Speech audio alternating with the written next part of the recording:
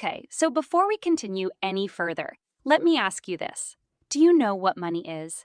Because most people don't and consequently end up wasting their entire lives chasing after something unattainable.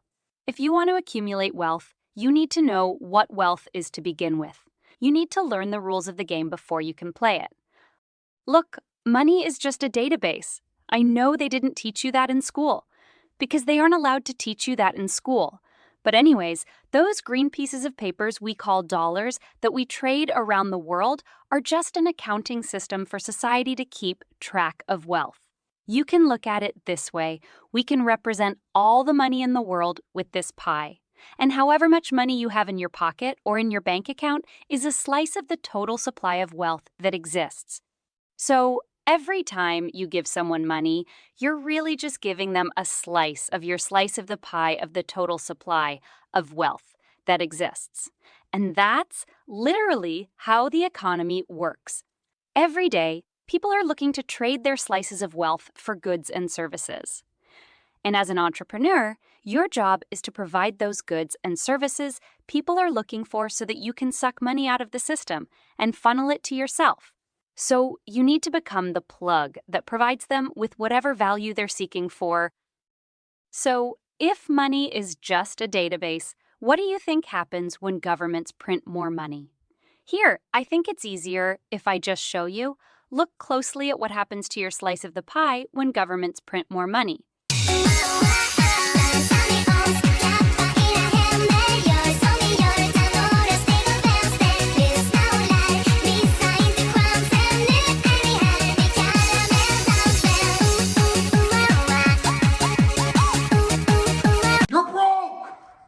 You're fucking poor! Wow! Spooky, right? That's literally how inflation works. And since we're all fighting for a larger share of the pie, everything naturally rises in price. So now you know, when governments tamper with a currency's money supply by printing more money, your share of the total supply of wealth that you keep in that currency shrinks. Your slice of the pie literally gets smaller because they're adding error to the database. They're literally redistributing wealth by stealing from everybody's slices. That's why, as the money supply increases, the worth of the currency decreases, which is the definition of debasement. This isn't science fiction. This is real life. Neo, wake up. Welcome to the real world. Remember, all I am offering is the truth. Nothing more. With that being said, Neo, please wake up to reality. Government-issued money. It's fake. It's not fiat, it's fake. But the government calls it fiat, but it's fake because it's not backed by anything, which means the government can print unlimited amounts of it at your expense, quite literally diminishing your wealth in the process. And you don't get a say in the matter. No one votes for this. A handful of individuals decide when money is printed, how much of it, and where it goes to. Who even are these people? When the government issues stimulus checks, the average human NPC thinks, "Yay! Government good. They're helping the poor." Without realizing that the poor take that money and go give it right back to the rich people when they spend it, raising their profits and stonks to new heights. So who do they really help when they flood the system with cash and make the rich richer? Again, money is just a database, and if it's still not making sense, then think of it this way. Let's pretend that there's only $10 in existence in the whole entire world, and you own one of those $10. This effectively means that you own 10% of all the dollars in the world, because 1 out of 10 is the equivalent of 10%. So guess what happens when the government or central bank that issues those dollars decide to print 90 more into existence? That's right. You become poorer, because now the economy has $100 in circulation, and you only own one of them. You went from owning 10% of all the wealth in the economy to now only 1%. And to make matters worse, your wage remains the same while food prices and the cost of living goes up. Retirement? I don't think so. Get back to work, slave. Now, the next question you need to bear in mind is, if a currency isn't backed by anything, then where does its value come from? Indoctrination. meaning its value simply comes from nothing more than the belief that the piece of paper printed from thin air, that isn't backed by anything, is worth something. It's literally just a piece of paper, similar to the Monopoly board game, but in real life. You see, the only difference between these two notes is your belief that one has more value than the other, hence indoctrination. However, officially, it is said that the US dollar is backed by the full faith and credit of the US government. What does that even mean? To just blindly have faith and expect for nothing to go wrong? Haha, yeah, sure, okay, buddy. However, I'm not so sure that I would trust the banks, considering all the bank failures we've seen recently. Look, bankers literally take your hard-earned money you deposit from your paychecks and lose it all in investments and loans. Then the Marxist government prints out money to bail them out because they've lost everyone's cash. And the cycle continues. The inflation continues. It's just like the Monopoly board game, where players create money out of thin air to keep the game going, except it's real life, and governments print money to bail out struggling banks. The rules of Monopoly state that some players think the bank is bankrupt if it runs out of money. However, the bank never goes bankrupt. To continue playing, simply use slips of paper to keep track of each player's banking transactions. Until the bank has enough paper money to operate again, the banker may also issue new money on slips of ordinary paper. So while Monopoly money's value is based on a child's imagination, fiat currency's value is based on an adult's indoctrination. Because fiat currencies are literally just pieces of paper printed from thin air, not backed by anything. Just kidding. The truth is that Federal Reserve notes are just monopoly money backed by the violence of the state. So although some people say the US dollar isn't backed by anything, the backing be like.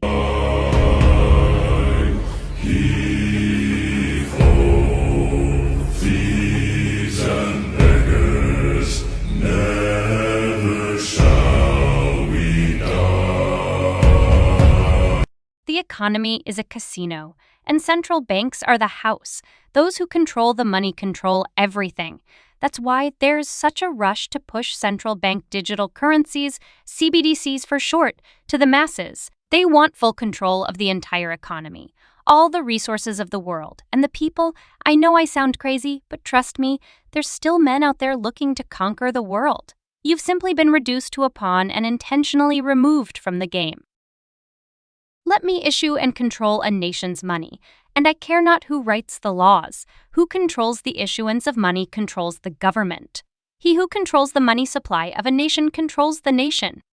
Anyways, crypto was invented by some anonymous nerd that goes by the alias of Satoshi Nakamoto as a solution to this unfair accounting system known as the Matrix, in which your share of wealth is systematically devalued over time. As a matter of fact, Bitcoin came into existence right after the Marxist communist bailouts of 2008 as a direct response to the government printing loads of money to bail out struggling banks. But what most people don't know is that the printing doesn't happen in the physical realm of reality.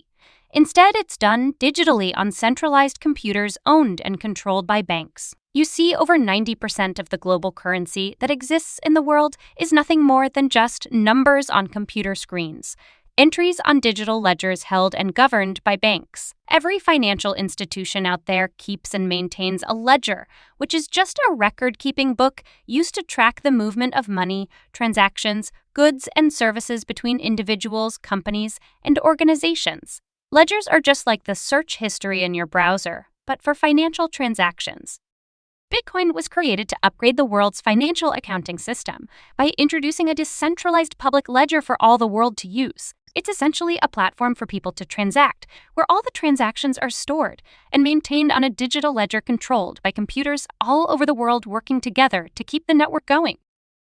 The Bitcoin ledger is decentralized, which means control and authority is distributed across a network of computer nodes or participants, and no single entity has full control. On the other hand, in a centralized system, like that of central bank digital currencies, control and authority is concentrated in a single entity or a small group of entities. Centralized and decentralized refer to the distribution and control of authority within a system. Bitcoin, being a decentralized network, is controlled and operated by mathematical rules set by the algorithm ran by the computers on the network. The rules of the network are the code, which is open source software available for everyone to read. Satoshi Nakamoto's grand vision was to replace the current monetary system of the world, where every financial institution maintains their own centrally controlled ledger, and replace them all with a public decentralized ledger immune from central control. In this envisioned system, you would truly own and command your money, unlike the current monetary system we live in today, where your cash is at the mercy of the banks. Most people don't even know that when you deposit your money at the bank, it is no longer your property, but the bank's. And if you ever try sending big sums of money across the world, you'll be questioned for the details regarding the transaction to ensure you're not doing anything illegal. In other words, you have to ask for permission to spend your own money. But with crypto, that's all a thing of the past. Only you can control your money, and you don't need to ask anyone for permission to spend it. Crypto aims to foster true financial freedom by ensuring no single entity can dictate or seize your funds, and more crucially, prevent your wealth from being inflated into oblivion and evaporated into obscurity. And it's not just Satoshi who wants to overthrow the current monetary system running the world. Evil governments all over the world are eager to roll out central bank digital currencies, which are the complete opposite of Satoshi's vision. In this dystopian system, the government would take over all of the privately held ledgers by commercial banks and replace them with a centrally controlled ledger that's solely under the government's authority. CBDCs would grant the government full control over the global monetary accounting ledger system, ensuring full control over everybody's wealth. In today's world, banks are the custodians of wealth we all rely on to handle transactions for society in the economy, and the government wants to take over the handling of those transactions by introducing a CBDC system, where the government would handle all those transactions for us. However, with crypto, you take back full control and custody of your wealth, and only you have the power to command it. Look, money is just a number in a database. That's what it is. And crypto is the superior database.